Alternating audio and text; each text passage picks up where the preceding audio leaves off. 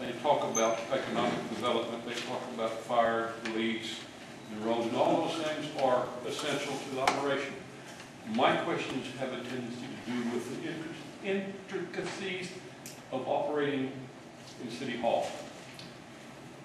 Part of economic development, the city has a tendency to give tax abatements to companies to bring jobs to San Antonio.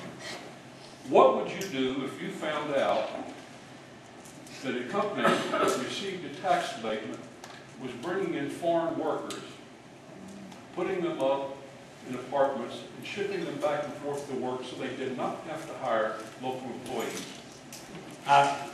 When you ask a question, please say, okay, that's fine, thank you. Forgive me, Art, I didn't ask. And as I said, I'm going to alternate who starts, and I would like to ask you to try to keep your response down to about 2 minutes each. Weston?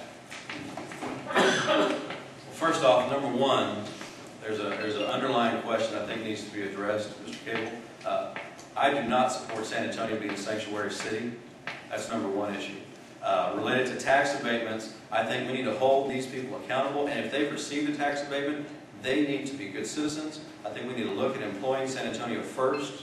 That needs to be something we look at, because let's face it, we're in a tough economy as well. If somebody is here illegally, they need to go. If somebody is here legally, that's a different matter, but again, that's why I said we need to look at employing San Antonio first, and then moving from that angle out, which is why we've got to be very careful on who receives a tax abatement. They've got to be somebody that's really committed to the city of San Antonio and the project, because if not, anything can happen.